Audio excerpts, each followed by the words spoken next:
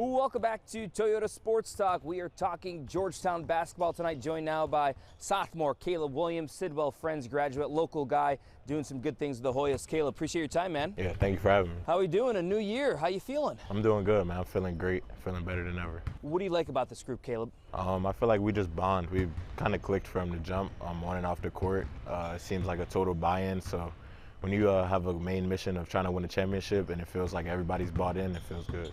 Listen, you're a DC kid through and through, DMV region. How much pride do you have playing for this university and program? Oh, man, it means a lot. I've been to Georgetown games since I was young. I've watched some pretty big games in here, so just to be able to kind of do what they were doing as I was growing up, it's almost like a dream come true. And you know, this program's been building back up, right? Had some difficult years, but what's it like to kind of be part of the solution to bring this program back to prominence? Oh, no, definitely. It means a lot. Knowing how much the city likes Georgetown basketball, to be a part of, you know, the resurgence and the uplifting of the program to get it back to what it used to be, it means a lot to me. So you're one of the few carryovers from last year's team, and I look at the roster, a lot of new names, Caleb. Tell me about this group. Tell me about these new guys, and what's the challenge of gelling together so early on? No, yeah.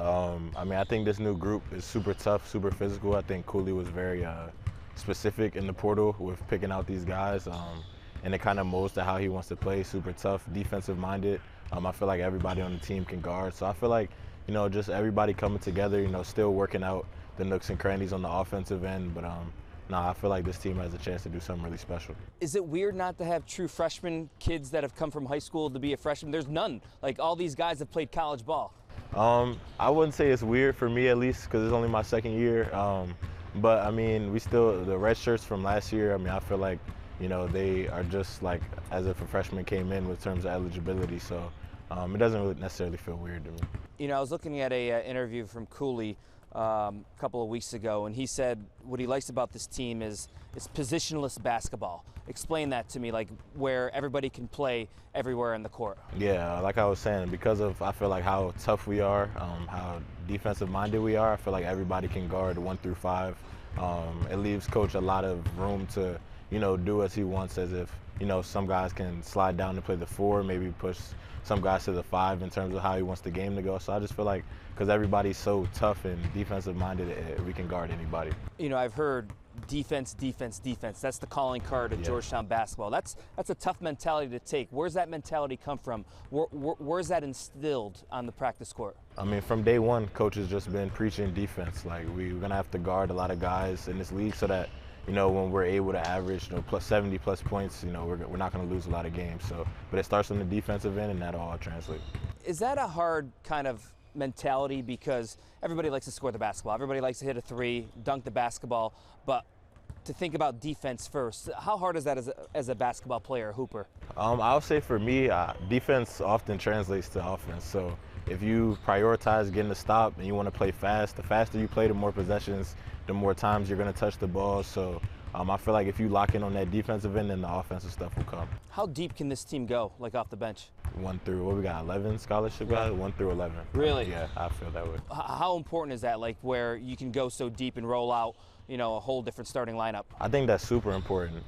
Sort of as you saw Saturday in our exhibition, everybody played. It was able to keep guys fresh so that, you know, when a new wave comes in, it's a new energy, and then, you know, guys get their rest so that they come back in and the energy doesn't ever drop off because guys are tired. You know, I love this Big East basketball. You know, I'm an old school Big East guy, but I look at this league this year so deep. You know, you have the St. John's, the UConns, but behind Georgetown, Marquette, Xavier, Creighton, go down the list. What is this Big East conference like day in and day out? Just tough, super physical. That's something I've realized. You know, it's different watching on TV. Than being in the mix last year. Super physical league. You're going to get the other team's best shot every night. So just a high level of competition that if you're a basketball player and you're serious about it, it's something you want to play in. What is that like, a Big East basketball game, the physicality? Kind of explain that to our viewers. Yeah, so it's just, I mean, you're going to get bumped, you're going to get hit. But little it's just, elbows? Yeah, facts. Some guys, you know, play a little dirty, but, you know, it comes with the game. Physicality, if you can be more dominant physically than the other team, hit first, as coach always says, oftentimes you're going to win that physical matchup, and then the skill and stuff will come to play after that. You know, this team and program has been building each year under Cooley. Year 1, year 2, and year 3. How close is this team to a breakthrough? Man, I mean, to be honest, I feel like this year we can beat anybody that we have scheduled.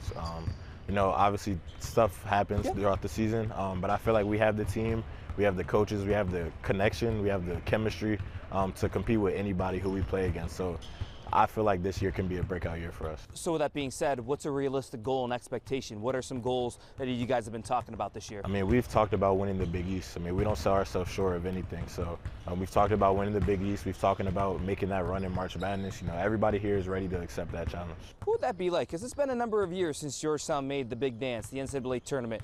And you know, when Georgetown's good in college basketball is better for that. What would that mean to be part of the solution and the resurgence of this program to get back to marching in the big dance? No, it would mean amazing, especially being from here. I've seen what the city looks like when Georgetown basketball is doing well. So it'll just keep that energy in the city. And it'll look amazing. It'll feel great, especially being a guy from here. And I tell you what, I look at this non-conference schedule compared to last year, quite different. Exactly. My goodness, you got some teams out there, Clemson, North Carolina, go down the list. How do you think this non-conference slate will prepare you for those January, February games in Big East play? I mean, yeah, we had a lot of tough teams in conference, so to be able to sort of face that type of talent before the conference play comes, definitely going to help prepare us. I mean, we got a exhibition at Kentucky, exhibition at GW, both hostile environments. So I feel like that'll just do nothing but good for us when it comes down to conference play. And playing here at Capital One Arena, you know, you want to boost that attendance. You want to create a home court environment because you know in college basketball, if you have those fans, if you have that true home court, it's a big game changer. How do you create that here? By winning. The fans are unfortunately tired of seeing Georgetown basketball not being where they expect them to.